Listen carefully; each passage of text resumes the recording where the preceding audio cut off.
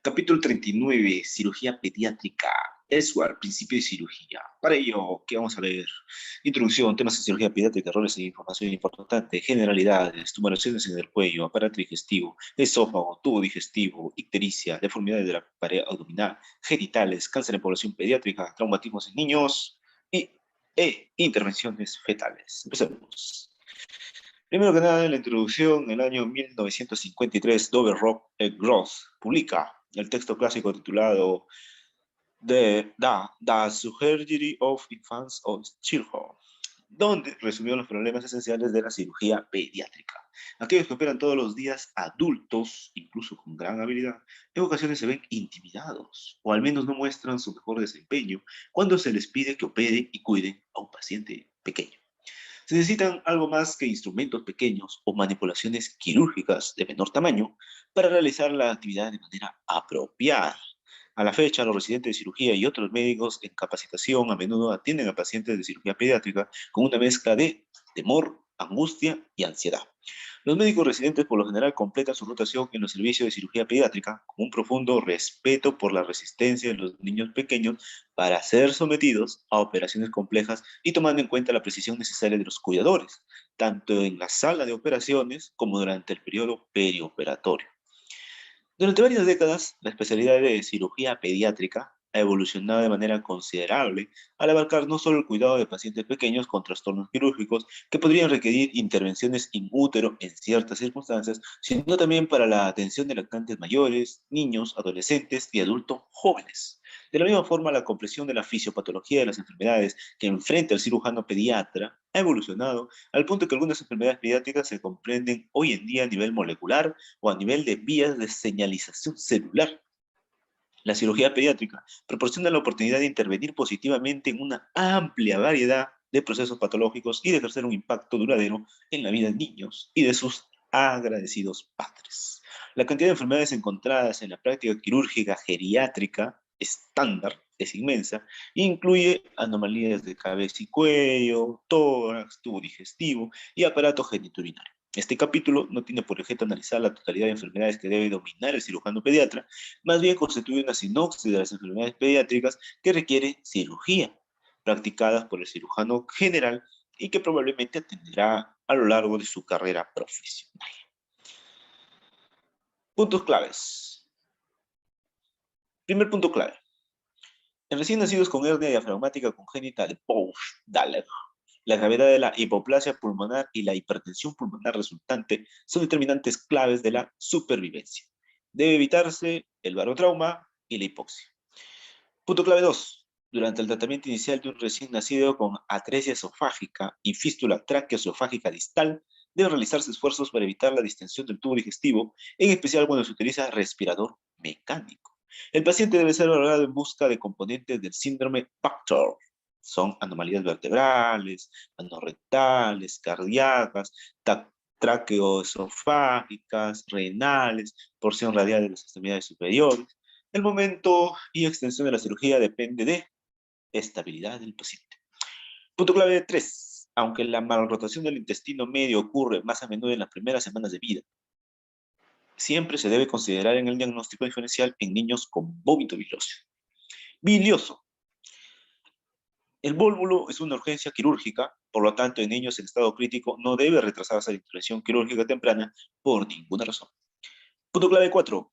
Cuando se valora a un recién nacido por vómito, es fundamental diferenciar entre causas proximales y distales de obstrucción intestinal, utilizando los antecedentes prenatales y postnatales, la exploración física y radiografías abdominales. Punto clave 5. Los factores de riesgo para enterocolitis necrosante, NEC, incluye premadurez, alimentación con fórmula láctea, infecciones bacterianas e isquemia intestinal. Es fundamental para el tratamiento de recién nacidos con enterocolitis necrosante avanzada, etapa 3 de Bell o perforada, que se controle de manera oportuna y adecuada la contaminación peritoneal. Las secuelas tempranas de una enterocolitis necrosante incluyen perforación, septicemia y muerte. Secuelas tardías incluyen síndrome de intestino corto y estenosis. Punto clave 6. En pacientes con obstrucción intestinal secundaria a enfermedades de Hirschsprung, debe realizarse un estoma o un procedimiento de descenso endorrectal. utilizando intestino con células ganglionares, proximal a la zona de transición entre el intestino agangliónico y aquel con células ganglionares. 7. El pronóstico de niños con atresia biliar tiene relación directa con la edad al momento del diagnóstico y momento de realización de la portoenterostomía. Los niños con edad avanzada al momento del diagnóstico, los lactantes en los que no se muestra evidencia de drenaje biliar después de la portoenterostomía, por lo general requiere trasplante hepático. Punto clave 8. Los recién nacidos con onfalocele tienen mayor morbilidad y mortalidad asociadas que los recién nacidos con gastrosquisis, por la mayor incidencia de anomalías congénitas e hipoplasia pulmonar. La gastrosquisis puede asociarse con atresia intestinal, pero no con otras anomalías congénitas. Un onfalocele intacto puede repararse en forma programada, mientras que la gastrosquisis requiere intervención urgente para proteger el intestino expuesto.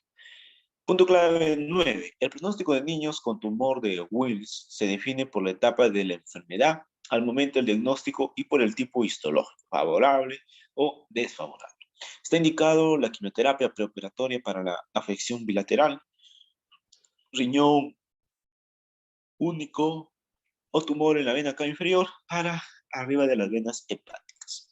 La rotura de un tumor macroscópico durante la intervención quirúrgica cambia la clasificación a etapa 3 como mínimo. Y punto clave 10, las lesiones son la principal causa de muerte en niños mayores de 1 año de edad y los traumatismos cerrados constituyen la mayor parte de lesiones en población pediátrica. El aparato o sistema lesionado más a menudo es el sistema nervioso central, además de ser la principal causa de muerte en niños con lesiones. Bien, temas en cirugía pediátrica, errores e información importante.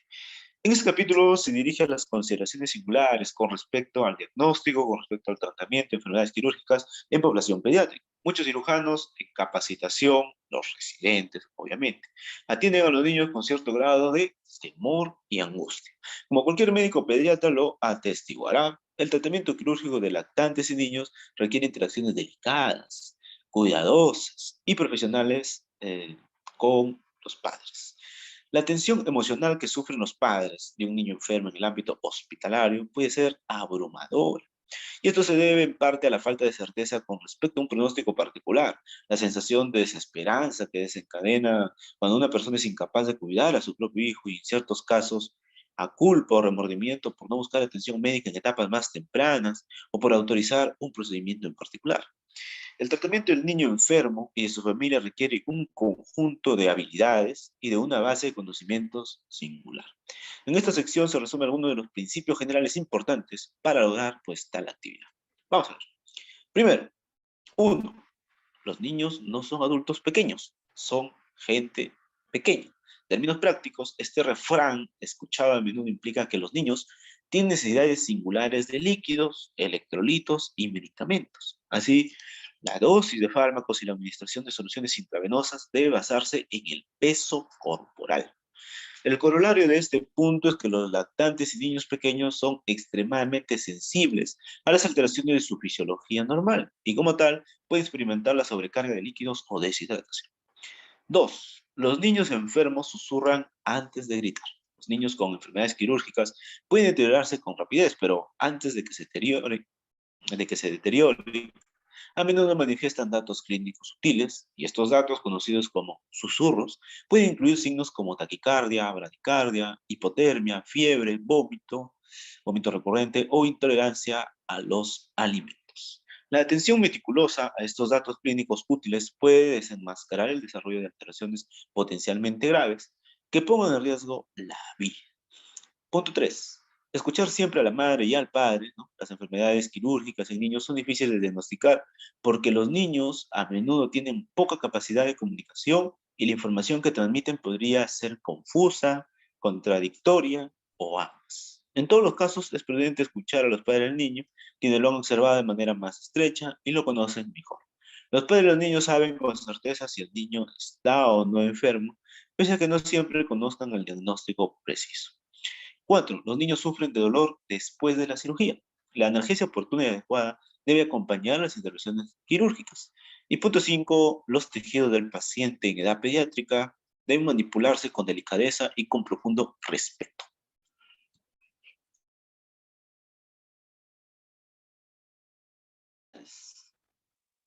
Veamos el equilibrio de líquidos y electrolitos.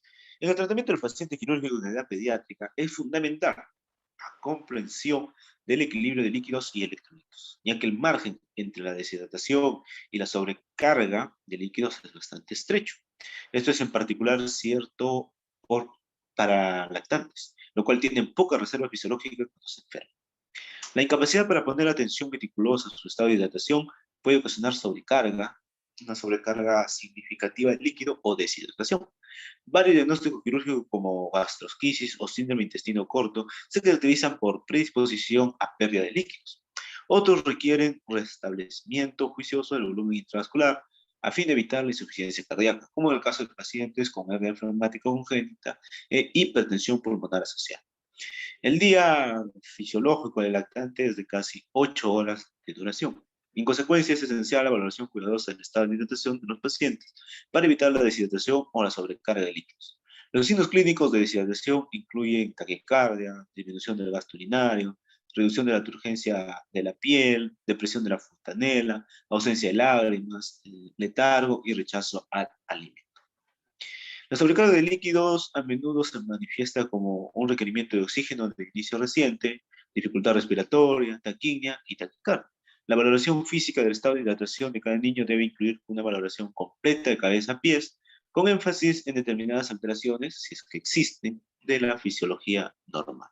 A las 12 semanas de gestación, el agua corporal total del feto es de casi 94 centímetros cúbicos por kilogramo, y para el momento en que el feto llega a término, el agua corporal total ha disminuido a casi 80 centímetros cúbicos por kilogramo. Ocurre una reducción adicional de 5% en el agua corporal total. Y en la primera semana de vida, y para el año de edad, el agua corporal total alcanza cifras cercanas a las del adulto, con alrededor de unos 60-65 centímetros cúbicos por kilogramo. Y ocurre una reducción en líquido extracelular en forma paralela con la reducción del agua corporal total.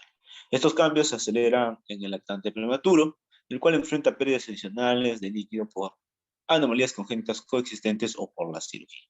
Las necesidades diarias normales de líquidos para niños pueden calcularse con facilidad utilizando la siguiente fórmula: 100 mililitros por kilogramo para los primeros 10 kilogramos, más 50 mililitros por kilogramo, ¿ya? De 11 a 20 kilogramos, más 25 mililitros por kilogramo para cada kilogramo adicional de peso corporal en lo sucesivo.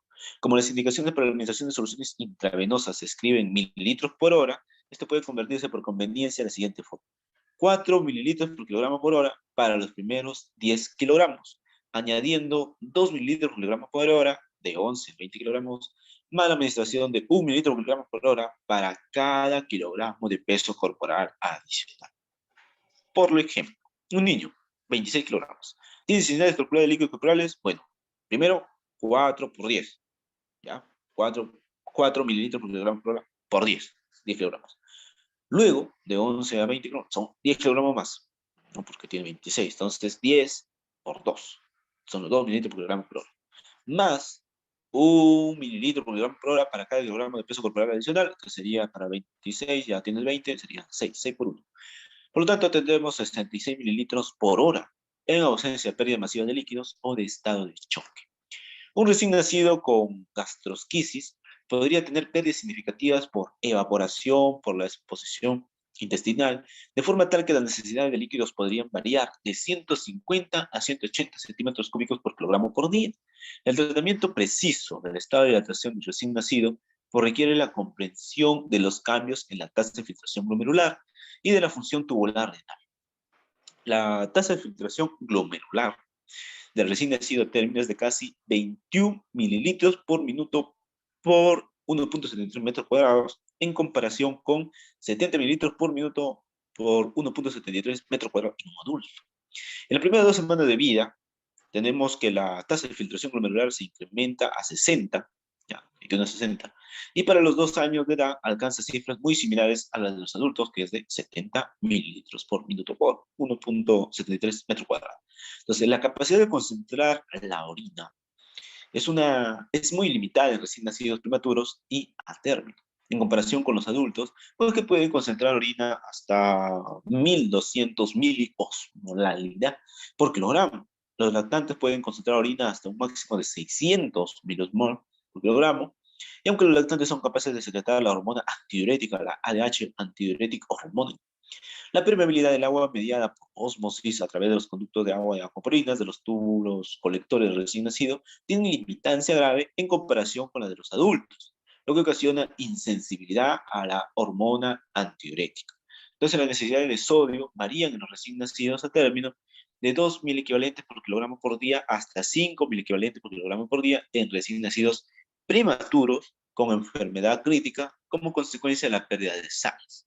Las necesidades de potasio se encuentran en el orden de 1 a 2 equivalentes por kilogramo por día y es esencial la complementación de calcio y magnesio a fin de evitar el laringoespasmo, arritmias y tetanias. Entonces, equilibrio ácido básico. Bien, la acidosis metabólica aguda por lo general implica perfusión hística inadecuada y es un trastorno grave en niños. Deben buscarse causas que podrían poner en riesgo la vida y que son específicas para la población pediátrica. Esto incluye isquemia intestinal por enterocolitis necrosante en recién nacidos, volvo del intestino medio o hernia encarcerada. Otra causa de pérdida crónica de bicarbonato a través del tubo digestivo o acumulación de ácidos incluyen insuficiencia renal crónica. La acidosis respiratoria implica hipoventilación, cuya causa debería ser aparente. Un tratamiento de la acidosis metabólica aguda debe dirigirse al restablecimiento de la perfusión hística al corregir en primer lugar las anomalías subyacentes. Para la acidosis metabólica grave, con pH sérico menor de 7.25, debe administrarse bicarbonato de sodio utilizando la siguiente forma: déficit de base por peso corporal en kilogramos por 0.5 en recién nacidos. Y el último factor en la ecuación debe ser de 0.4 para niños pequeños y de 0.3 para niños mayores. La dosis debe diluirse a una concentración de 0.5 miliequivalentes por mililitro, porque el bicarbonato de sodio sin diluir es hiperosmolar. Se administra la mitad de la dosis de corrección y se mide nuevamente el pH cero. Durante la reanimación cardiopulmonar puede administrarse la mitad de dosis de corrección en bolo intravenoso y la otra mitad se administra con lentitud en goteo intravenoso. La alcalosis respiratoria suele ser causada por hiperventilación, que se corrige con rapidez. La alcalosis metabólica más a menudo implica la pérdida de ácido gástrico, como ocurre en niños con estenosis pilórica o durante el tratamiento enérgico con diuréticos. En niños con pérdida de líquidos a través del estómago, la alcalosis suele corregirse con la administración de soluciones intravenosas con glucosa al 5%, solución salida normal al 0.5% y 20 milivalentes de cloruro de potasio. Volumen sanguíneo y reposición de sangre. Se han definido mal los criterios para la hemotransfusión en lactantes y niños. La decisión de transfundir a pacientes con edad pediátrica con enfermedades graves depende de diversas características clínicas, entre las que se incluyen la edad del paciente, diagnóstico primario, presencia de hemorragia continua, coagulopatía hipoxia, compromiso hemodinámico, acidosis láctica, cardiopatía cianótica y gravedad general de la enfermedad. Encuestas recientes de prácticas de transcripción entre especialistas en medicina intensiva pediátrica demuestran pues, que las concentraciones basales de hemoglobina que podrían ser indicación para la transfusión de concentrado eritrocítico varían de 7 a 13 gramos por 100 mililitros. Los pacientes con cardiopatías cianóticas a menudo reciben transfusiones hasta cifras más elevadas de hemoglobina, aunque aún debe definirse el umbral para transfusión en esta población de pacientes. Para disminuir la necesidad de hemotransfusión se han considerado otras estrategias.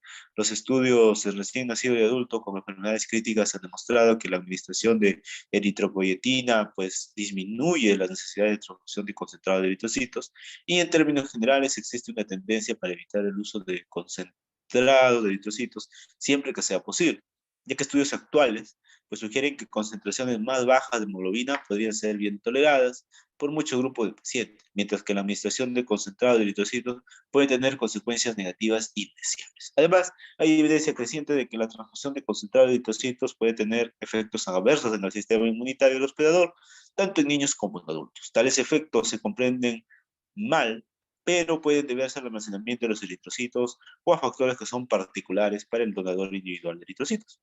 Una guía útil para calcular el volumen de sangre para el recién nacido es de casi 80 mililitros por kilogramo de peso corporal y cuando se necesita la administración de concentrado de eritrocitos suele administrarse en incrementos de 10 mililitros por kilogramo, lo que en términos generales equivale a la transfusión de 500 mililitros para un adulto de 70 kilogramos. puede utilizarse la siguiente fórmula, ¿no? Para calcular el volumen en mililitros de transfusión de concentrado de eritrocitos. Tenemos hematocrito ideal, hematocrito real por el peso en kilogramos, por 80 por 65, 65 te representa el hematocrito calculado para una unidad de concentrado de eritrocitos. Y en niños la deficiencia de la coagulación puede asumir importancia clínica con rapidez después de una transfusión extensa. A su vez es recomendable contar con plasma fresco congelado y plaquetas si se han transfundido más de 30 mililitros por kilogramo de concentrado de eritrocitos. El plasma se administra en dosis de 10 a 20 mililitros por kilogramo y las plaquetas se administran en dosis de una unidad por cada 5 kilogramos de peso. Cada unidad de plaquetas consiste de 40 a 60 mililitros de líquido, un plasma más plaquetas, y después de la transfusión de concentrado de eritrocitos para recién nacidos con equilibrio hídrico delicado, la administración de una dosis de diurético como furosemida, son 1 miligramo por kilogramo, puede facilitar la expresión de la carga adicional de líquido. Muchos médicos prefieren administrar productos frescos para reducir los efectos nocivos del almacenamiento de eritrocitos. Nutrición entérica y parenteral. Bueno, debe satisfacerse las necesidades nutricionales para el recién nacido sometido a cirugía a fin de asegurar el crecimiento del niño y la cicatrización de las heridas quirúrgicas. Si se administra cantidades inadecuadas de proteínas y carbohidratos, bueno, el niño podría no recuperarse de la cirugía o podría mostrar retraso en el crecimiento y alteración del desarrollo del sistema nervioso central. En términos generales, debe valorarse con frecuencia lo adecuado del crecimiento mediante el cálculo del peso corporal total y la circunferencia cefálica. Los recién nacidos que están en especial predispuestos a la desnutrición proteínico-calórica incluyen aquellos con gastrosquisis, atresia intestinal o insuficiencia intestinal por otras causas como enterocolitis necrosante. Entonces, de acuerdo al cuadro 39.1, se van a mostrar necesidades calóricas y de proteínas para el recién nacido sometido a cirugía. Necesidades nutricionales para pacientes pediátricos que requieren cirugía. Edad de 0 a 6 meses, vamos a tener calorías de 100 a 120 kilocalorías por kilogramo por día, con 2 gramos por kilogramo por día de proteínas.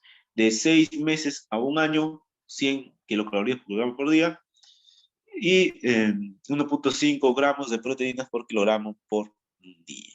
De 1 a 3 años, calorías 100, proteínas 1.2. De 4 a 6 años, calorías 90, proteínas 1, y así proteínas 1, de 7 a 10 años, de 11 a 14 años, de 15 a 18 años. Pero las calorías de 7 a 10 años, 70, siguen disminuyendo, de 11 a 14 años, 55, de 15 a 18 años, 45. Es el cuadro 39.1. La nutrición puede proporcionarse por vía entérica o parenteral. Siempre que sea posible, se prefiere la vía entérica porque favorece el crecimiento y función del aparato digestivo, además de asegurar que el lactante aprenda a alimentarse. En el cuadro 39.2, cuadro 39.2, fórmulas para recién nacidos que requieren tratamiento quirúrgico.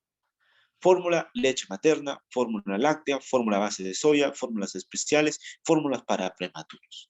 Cada fórmula tiene sus kilocalorías por mililitro, proteínas, grasa y carbohidratos. Entonces, en este cuadro 39.2 se resumen las diversas preparaciones para alimentación entérica disponibles. La elección de la fórmula se basa en el estado clínico individual del niño. Los cirujanos pediatras a menudo se enfrentan con situaciones donde no es posible la alimentación por vía bucal, y este problema puede observarse en lactantes con premadurez extrema que aún no han desarrollado la capacidad para alimentarse, o bien en lactantes con anomalías craneofaciales concomitantes, por ejemplo, aquellas que afectan la succión, y en tales casos la alimentación entérica puede administrarse por sondas nasoyeyunal o de gastroctomía. Cuando no se puede utilizar el tubo digestivo por trastornos mecánicos, isquémicos, inflamatorios, funcionales, debe administrarse nutrición parenteral. Entonces, la nutrición parenteral prolongada se administra a través de un catéter venoso central, que puede administrarse alimentación intravenosa periférica, utilizando soluciones con menor concentración pero con mayor volumen. La nutrición parenteral a largo plazo debe incluir complementos de cobre, hierro y zinc para evitar el desarrollo de deficiencias de oligoelementos. Una complicación importante en la nutrición parenteral total a largo plazo es el desarrollo de colestasis relacionada con una nutrición parenteral total, que puede evolucionar en insuficiencia hepática. Entonces, para evitar esta complicación importante, se inicia nutrición entérica simultánea y debe utilizarse el tubo digestivo tan pronto como sea posible. Entonces, cuando se colocan estomas proximales, debe restablecerse la continuidad del tubo digestivo tan pronto como sea posible. Cuando la insuficiencia intestinal se acompaña de dilatación del intestino delgado, pueden ser utilizados procedimientos de elongamiento intestinal. Otras estrategias para reducir el desarrollo de hepatopatía relacionada con lo que es nutrición parenteral total, pues incluyen cuidado meticuloso del catéter para evitar infecciones, lo que incrementa los síntomas de colestasis, tratamiento intensivo de cualquier infección y la modificación temprana de la nutrición parenteral en niños mayores que podrían tolerar no recibir de manera continua soluciones de glucosa por un periodo limitado. La evidencia preliminar sugiere la posibilidad de sustituir las emulsiones lipídicas con aceite omega 3 de pescado en la nutrición parenteral en lugar de las emulsiones a base de aceite de soya, lo que puede evitar el desarrollo de colestasis relacionada con lo que es pues, la nutrición parenteral total y corregir los efectos de la hepatopatía establecida. Muy bien, acceso venoso. En el acceso venoso, la obtención de un acceso vascular fiable en un lactante o en un niño es una actividad importante que a menudo se vuelve responsabilidad del cirujano pediatra. El objetivo siempre será colocar el catéter de la manera menos cruenta, con menor riesgo y menos dolorosa, y en una ubicación pues accesible, y que permite el uso del catéter sin complicaciones con periodos tan largos como sea necesario. Entonces, en lactantes pueden establecerse accesos venosos centrales utilizando venodisección, venodisección, ya sea en la fosa antecubital, en la vena yugular externa, en la vena facial o vena safena proximal. Si se utiliza la vena yugular interna, debe tenerse cuidado para evitar la oclusión venosa. Y en lactantes de más de 3 kilogramos de peso y en niños mayores, es posible en la mayor parte de los casos el acceso percutáneo de la vena subclaviana, vena yugular interna o vena femoral. Y el acceso central se logra utilizando la técnica de Seldinger. Los catéteres se exteriorizan a través de contraabertura para que salgan en un sitio separado del sitio de la venotomía. Cuando están disponibles, pueden colocarse catéteres centrales introducidos por vía periférica, típicamente a través de la fosa antecubital.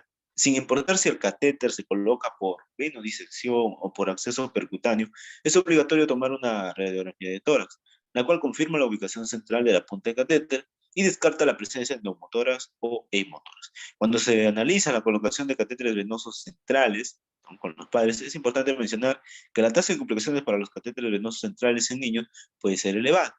Y la incidencia de septicemia o infecciones relacionadas con catéter puede ser de hasta 10% en muchas series, aunque reportes recientes muestran una incidencia menor. La oclusión de la vena cava superior o inferior es un riesgo significativo después de la colocación de varios catéteres, y en particular en pacientes prematuros con muy bajo peso. En la termorregulación, bueno, la regulación cuidadosa del entorno ambiental de los lactantes y niños va a ser crucial, porque estos pacientes presentan termolabilidad externa, y los lactantes prematuros son en particular susceptibles a los cambios en la temperatura ambiental, como carecen de la capacidad de tener escalofrío y carecen de reservas de grasa, pues se afecta su potencial de termogénesis. La incapacidad innata de regular la temperatura se combina con la administración de anestésicos y relajantes musculares y por la falta de mecanismos adaptativos de estos pacientes para enfrentar el medio ambiente. Debe regularse la temperatura ambiental y es esencial poner atención a la conservación de calor durante el transporte del lactante desde y hacia la sala de operaciones. Se necesita sistemas de transporte que cuenten con unidades de calefactores para la atención de lactantes prematuros. Y en la sala de operaciones, el lactante se mantiene caliente con el uso de lámparas térmicas sobre la cabeza, mantas y vías, y al calentar la habitación y los gases inspirados, además de recubrir las extremidades y cabeza con materiales oclusivos. Entonces, durante la cirugía abdominal, debe tenerse cuidado extremo de evitar el uso de compresas húmedas y frías. Todos los líquidos utilizados para irrigar el tórax o el abdomen deben ser entibiados hasta alcanzar la temperatura corporal. Los accesos laparoscópicos para operaciones abdominales pueden ocasionar termorregulación más estable por la disminución de la pérdida de calor por herida de tamaño pequeño. Y la vigilancia constante de la temperatura del niño es fundamental en procedimientos prolongados y el cirujano debe establecer comunicación continua con el anestesiólogo con respecto a la temperatura del paciente. El desarrollo de hipotermia en lactantes y niños puede ocasionar arritmias cardíacas o coagulopatía. Entonces, estas complicaciones que podrían poner en riesgo la vida puede evitarse mediante la atención cuidadosa de la termorregulación. En el control del dolor. En el control del dolor, todos los niños, incluidos los recién nacidos, experimentan dolor. Por lo tanto, la identificación cuidadosa y tratamiento del dolor en pacientes en edad pediátrica representa un componente importante del tratamiento preoperatorio de todo paciente sometido a cirugía pediátrica. Existen varias opciones para el tratamiento del dolor que pueden mejorar el bienestar del niño, así como la sensación de tranquilidad para los padres, y se ha demostrado que el uso de un chupador, que puede ser impregnado con sacarosa, disminuye el tiempo del llanto y las calificaciones del dolor neonatal después de procedimientos menores. Para situaciones donde se espera más dolor, deben utilizarse analgésicos narcóticos. La morfina y fentanilo tienen margen de seguridad aceptable y pueden administrarse juiciosamente a lactantes y niños. Un estudio clínico con asignación al azar, que incluyó a recién nacidos en ventiladores, demostró que el uso de morfina en goteo intravenoso disminuyó la incidencia de hemorragia intraventricular en 50%. Las modalidades de analgesia adicional incluyen el uso de ungüentos tópicos de anestésicos, eh, anestesia regional, como bloqueos caudales para hernias, estabilización a través de catéteres epidurales o incisionales para incisiones abdominales o torácicas grandes, y recién nacidos sometidos a cirugía que recibieron grandes concentraciones de narcóticos por periodos prolongados. No es de esperarse dependencia física transitoria. Cuando se interrumpe la administración de narcóticos, pueden desarrollarse síntomas de abstinencia de narcóticos, lo que incluye irritabilidad, inquietud y episodios de hipertensión y taquicardia. La identificación temprana de estos signos es esencial, así como el tratamiento oportuno utilizando naloxona y otros fármacos. En el periodo postoperatorio, la analgesia controlada por el paciente es otro método excelente para el control del dolor. Al asegurar que el paciente pediátrico sometido a cirugía tenga analgesia adecuada, el cirujano asegura que éste recibe el tratamiento más humanitario y meticuloso al tiempo que proporciona tranquilidad a otro miembro del equipo de salud y a la familia, en el sentido de que el control del dolor es una prioridad pues muy importante. Entonces, en las tumoraciones del cuello, el tratamiento de las tumoraciones del cuello en niños depende de su ubicación, de la longitud, al momento en que se presentan. Las lesiones del cuello se encuentran en la línea media o en compartimientos laterales. Entonces, las tumoraciones en la línea media incluyen restos del conducto tirogloso, tumoraciones tiroideas, quistes del timo o quistes dermoides. Las lesiones laterales incluyen restos de la hendidura branquial, higroma quístico, malformaciones vasculares, tumores de las glándulas salivales, tortícolis y lipoblastoma, un tumor mesenquimatoso benigno poco común de la grasa embrionaria que ocurre en lactantes y niños pequeños. Puede ocurrir aumento de tamaño de los ganglios linfáticos y otros cánceres poco comunes como el rhabdomiosarcoma en la línea media o en dirección lateral.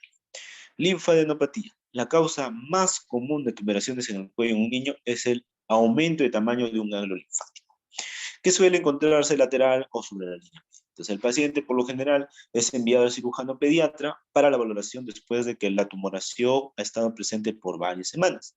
La anamnesis y exploración física detallada a menudo ayudan a determinar la probable causa del aumento del tamaño del ganglio linfático y la necesidad de biopsia excisional. El aumento de tamaño del ganglio linfático suele ser consecuencia de infecciones bacterianas como estafilococos o streptococcus, y el tratamiento de la causa primaria, por ejemplo, otitis media, faringitis. Entonces, el tratamiento con antibióticos a menudo es todo lo que se necesita. Sin embargo, cuando el ganglio afectado se torna fluctuante, está indicada la incisión y drenaje. En muchas instituciones hospitalarias estadounidenses ha ocurrido un incremento de la prevalencia de infección por Staphylococcus aureus resistente a meticilina en piel y tejidos blandos, lo que ha ocasionado un incremento en la linfadenitis estafilocócica en niños. En las formas de linfadenitis más crónicas, lo que incluye infecciones con micobacterias atípicas y fiebre por el arañazo de gatos, se diagnostican con base en datos serológicos o biopsia excisional. La linfadenopatía relacionada con mononucleosis infecciosa puede diagnosticarse con base en pruebas serológicas cuando los ganglios linfáticos del cuello son de consistencia firme y están fijos y se observan ganglios en la región axilar o en la ingle. Los mismos antecedentes sugieren linfoma y en tal caso está indicada la biopsia excisional, y en tales casos es esencial obtener una radiografía de tórax para buscar la presencia de masas mediastínicas, ¿no? Una carga mediastínica significa augura colapso cardiorrespiratorio con compresión y disminución del retorno venoso del árbol traqueobronquial con anestesia general y en consecuencia tales biopsias deben llevarse a cabo bajo anestesia local.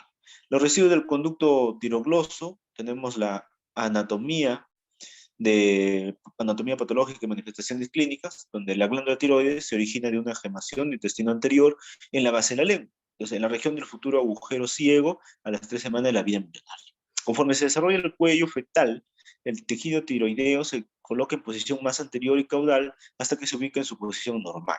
La tiroide descendida está estrechamente relacionada con el desarrollo del hueso hioides y el tejido tiroideo residual que permanece durante la migración puede manifestarse en la línea media del cuello en forma de un quiste del conducto tirogloso. La tumoración se aprecia más a menudo en niños de 2 a 4 años de edad, cuando la grasa del niño desaparece y se hacen más aparentes las irregularidades del cuello. Por lo general, el quiste se ubica en la línea media, al nivel del hueso hioides, o por debajo del mismo y se desplaza con la dilución o por la protrusión de la lengua. En ocasiones, se manifiesta como una tumoración intratiroidea.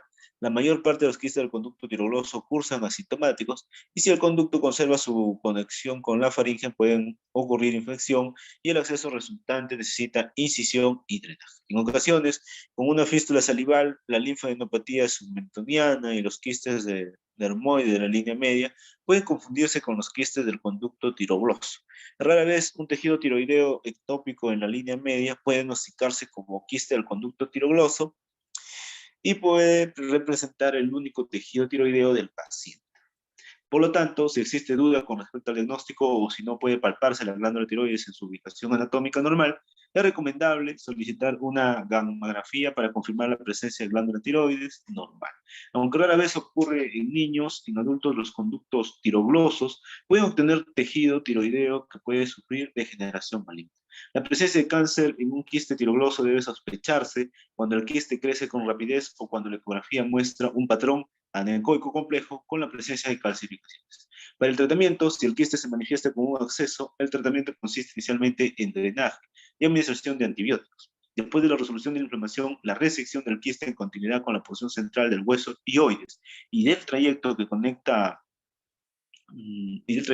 con la faringe, además de la ligadura del agujero ciego, la operación de Sistrum es curativa en más del 90% de los pacientes. Las operaciones más limitadas ocasionan una tasa inaceptable elevada de recurrencias y la recurrencia es más frecuente después de infecciones. De acuerdo con una revisión reciente, los factores que predicen la recurrencia incluyen más de 2 infecciones antes de la cirugía, niños menores de 2 años de edad y una cirugía inicial inadecuada. Anomalías de las hendiduras branquiales, pues aquí, en la 4ª semana de edad gestacional, se desarrolla hendiduras branquiales y arcos en pares. La primera hendidura y la primera, segunda, tercera y cuarta bolsa, pues dan origen a los órganos del adulto. La comunicación embrionaria entre la faringe y la superficie externa puede persistir en forma de una fístula. Y se observa una fístula más a menudo con las hendiduras del segundo arco branquial, el cual normalmente desaparece y se extiende desde el borde anterior del músculo esternocleidomastoideo en dirección superior hacia la bifurcación de la arteria carótida y penetra la cara posterolateral de la faringe justo por debajo de la fosa amigdalina. Por el contrario, las fístulas de la tercera hendidura branquial pasan por detrás de la bifurcación de la carótida. Los residuos de la hendidura branquial pueden contener piezas pequeñas de cartílago y quiste, pero son poco comunes las fístulas internas. Se sospecha un freno en la segunda hendidura branquial cuando se observa líquido claro que adhiere en un orificio externo al trayecto del nivel del borde anterior del tercio inferior del músculo esternocleidomastoideo y rara vez ocurren anomalías de las hendiduras branquiales en asociación con atresia biliar y anomalías cardíacas congénitas, una relación que se conoce como complejo de Goldenhar. Para el tratamiento para la curación es necesaria la ablación completa del quiste y del trayecto fistuloso. La disección del trayecto fistuloso se facilita con el paso de una sonda de conducto lagrimal a través de la abertura externa hacia el interior de la fístula y utilizándola como guía para la disección puede ser de utilidad la inyección de pequeñas cantidades de azul de metileno en el trayecto fistuloso. Se prefiere una serie de 2 o en ocasiones 3 pequeñas incisiones transversales con disposición en escalera y a una incisión oblicua larga en el cuello que es poco deseable desde el punto de vista estético. Los quistes de la hendidura branquial pueden presentarse como abscesos y en tales casos el tratamiento inicial incluye incisión y drenaje con un ciclo de antibióticos con actividad contra estafilococos y estreptococos seguido de la ablación del quiste una vez se haya resuelto la infección. En una malformación linfática, etiología y anatomía patológica. Las malformaciones linfáticas, antes conocida como higroma quístico o linfangioma, ocurre como consecuencia del secuestro o obstrucción de los vasos linfáticos en el desarrollo en casi uno de cada 12.000 nacimientos. Aunque la lesión puede ocurrir en cualquier sitio, los más comunes son el triángulo posterior del cuello, axila, región inguinal y mediastino. Los quistes están recubiertos por endotelio y ocupados por linfa. En ocasiones aparecen quistes uniloculares, pero más a menudo se observan múltiples quistes que infiltran las estructuras circundantes y que distorsionan la anatomía local. Una variante en particular problemática de las malformaciones linfáticas es aquella que afecta la lengua, el piso de la boca y las estructuras profundas del cuello. El tejido conjuntivo adyacente puede mostrar infiltración linfocítica extensa,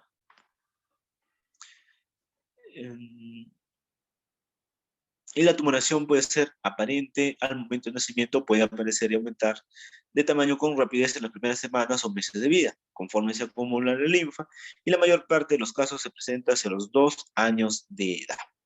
La extensión de la lesión en la axila o mediastino ocurre en casi el 10% de los casos y puede demostrarse en el preoperatorio con radiografía de tórax, ecografía o tomografía computarizada. Y en ocasiones las malformaciones linfáticas contienen nidos de tejido vascular y estos vasos sanguíneos con poco apoyo pueden sangrar y producir aumento rápido del tamaño de la tumoración y cambios de coloración. Puede ocurrir infección en el quiste, por lo general causada por estreptococos o estafilococos, y en el cuello esto causa pues un aumento rápido de tamaño que puede ocasionar compromiso de la vía respiratoria. Rara vez podría ser necesario llevar a cabo aspiración percutánea de un quiste para aliviar la dificultad respiratoria, y el diagnóstico de malformaciones linfáticas por ecografía prenatal antes de las 20 semanas de gestación se ha detectado como una causa de mortalidad oculta, así como una elevada incidencia de anomalías relacionadas, lo que incluye cariotipos anormales e hidropesia fetal. En ocasiones, lesiones muy grandes pueden causar obstrucción de la vía respiratoria fetal. Dicha obstrucción ocasiona polidramnios por disminución de la capacidad del feto para deglutir el líquido amniótico. Y en tales circunstancias, las vías respiratorias suelen presentar distorsión notable que puede causar obstrucción inmediata de las vías respiratorias, a menos que se asegure la vía respiratoria al momento del nacimiento. Puede ser necesaria la intubación orotraqueal o la traqueotomía de urgencia, mientras el recién nacido permanece unido a la placenta, lo que se conoce como procedimiento EXI, tratamiento ex útero durante el parto, para asegurar las vías respiratorias. Y en el tratamiento, pues el tratamiento moderno de la mayor parte de las malformaciones linfáticas incluye la combinación de ablación quirúrgica y escleroterapia guiada por imagen. El tratamiento inicial por lo general incluye cirugía en un intento por extirpar con seguridad toda la enfermedad macroscópica sin lesionar estructuras vitales. Podría no ser viable la ablación total de enfermedad macroscópica por la posible extensión de la malformación linfática y su proximidad con nervios, músculos y vasos sanguíneos adyacentes, con los cuales podría tener una relación estrecha. La cirugía radical de ablación está indicada para esta lesión y el método con combinación de escleroterapia y resección es en particular útil para malformaciones linfáticas grandes y para aquellas que se extienden a la base de la lengua y al piso de la boca. Se recomienda la ablación conservadora y el estrechamiento de los quistes junto con la escleroterapia y con ablación parcial repetida para cualquier malformación linfática residual y, si es necesario, preservando todas las estructuras cruciales, el drenaje postoperatorio de la herida, que es importante, y se lleva a cabo mejor con técnicas de aspiración cerrada. No obstante, el líquido puede acumularse por debajo de los colgajos quirúrgicos, requiriendo múltiples aspiraciones con agua. Tortícolis, la presencia de una tumoración en la porción lateral del cuello, en lactantes en asociación con rotación de la cabeza hacia el lado opuesto de la tumoración, indica la presencia de tortícolis congénita. Esta lesión es consecuencia de fibrosis del músculo esternocleidomastoideo y la tumoración puede palparse en el músculo afectado en casi 2/3 partes de los casos. Desde el punto de vista histopatológico, la lesión se caracteriza por el depósito de colágeno y fibroblastos alrededor de células musculares atrofiadas, y en la mayor parte de los casos suelen obtenerse beneficios con la fisioterapia, con estiramiento pasivo del músculo afectado, y a la vez puede estar indicada la sección quirúrgica del músculo esternocleidomastoideo. Y bien, continuamos.